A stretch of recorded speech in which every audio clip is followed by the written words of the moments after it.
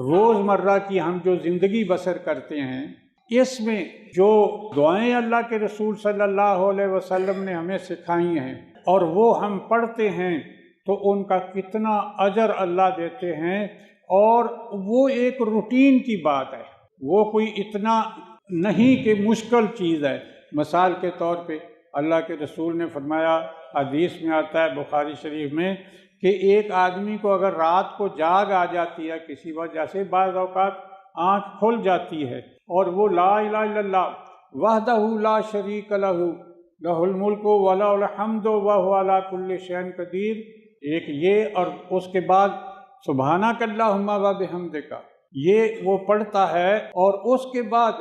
وہ دعا جو بھی کرتا ہے، اللہم اغفر لی، یا اللہ میرے گناہ معاف فرما دے، تو اللہ اس کے گناہ معاف کر دیتا ہے۔ لیکن اگر وہ ہمت کر کے اٹھ بیٹھتا ہے اور وضو کر کے کچھ نماز پڑھ لیتا ہے تو پھر اللہ اس کی نماز کو قبول کرتے ہیں۔ اب یہ تو ہے رات سوئے ہوئے آدمی اٹھتا ہے یا صبح کی اذان کے وقت اٹھتا ہے،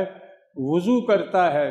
وضو کرنے سے وضو کا کتنا ثواب ہے، بے شمار حدیث ہیں، کتابیں بھری پڑی ہیں باب الوضو کی، کہ وضو کرتا ہے ہاتھوں کو دھوتا ہے تو اس کے سارے گناہ جو اس کے یہاں تک کہ ناخنوں کے نیچے تک بھی گناہ ہاتھوں کے نکل جاتے ہیں، منہ دھوتا ہے تو اس کے سارے منہ کے سارے گناہ جو ہیں وہ نکل جاتے ہیں، یہاں تک کہ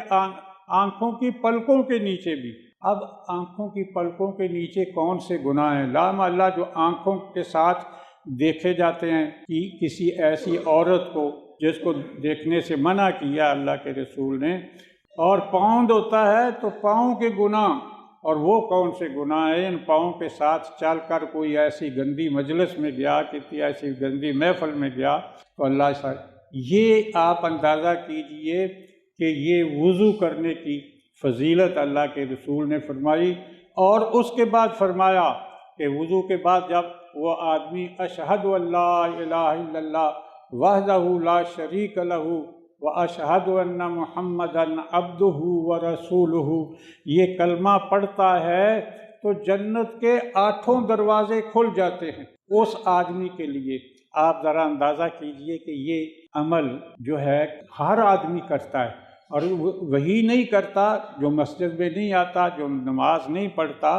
اللہ کے رسول صلی اللہ علیہ وسلم فرماتے ہیں کہ یہ وضو کرنے کے بعد جب وہ 2 رکعتیں پڑھتا ہے تو غفر لہ ما تقدم من ذنبہ، کہ اس کے سارے جو پچھلے گناہ ہیں اللہ رب العالمین معاف فرما دیتے ہیں۔ اسی طرح بعض کلمات ہیں کہ اللہ کے رسول نے فرمایا کہ جو آدمی ایک دن میں سبحان اللہ و بحمدہ، سبحان اللہ و بحمدہ، سبحان اللہ و بحمدہ، اللہ تو پاک ہے اپنی تعریفوں کے ساتھ، تیری تعریف کیا کریں، جدھر دیکھتے ہیں تیری ہی تعریفیں ہیں،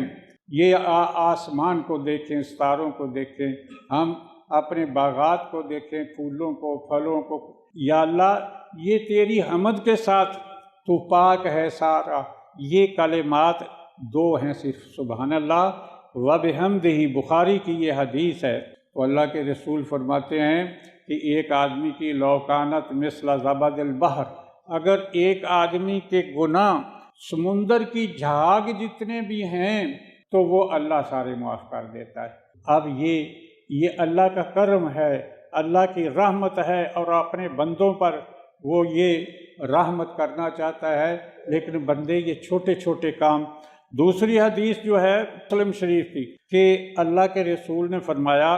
کہ کوئی آدمی ہے کہ ایک دن میں 1000 نیکی کرے، تو صحابہ میں سے ایک آدمی نے کہا یا رسول اللہ 1000 نیکی کیسے کی جا سکتی ہے؟ تو اللہ کے رسول نے فرمایا جو آدمی سبحان اللہ، یہ صرف ایک کلمہ اللہ تو پاک 100 مرتبہ کہتا ہے، اللہ کے رسول فرماتے ہیں اس کے لیے 1000 نیکی لکھی جاتی ہے، کہ 1000 گناہ بھی معاف کیے جاتے ہیں۔ اب میرے بھائیوں آپ ذرا اندازہ کیجئے کہ یہ عمل جو ہے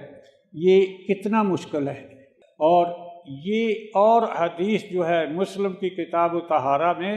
الحمدللہ ہی کہنا کہ اللہ سب تعریف تیرے لیے، یہ میزان کو بھر دیتا ہے۔ تو یہ بھی آپ دیکھیے سبحان اللہ वल्हम्दुलिल्लाह सुबहान अल्लाह वल्हम्दुलिल्लाह या अल्हम्दुलिल्लाह सुबहान अल्लाह, ये आदमी बैठा हुआ पढ़ता रहे। तो ये मैं अर्ज़ कर रहा था कि छोटी हदीसें, लेकिन मफ़हूम, मानी और उसका सवाब कितना है आदमी तसव्वुर नहीं कर सकता।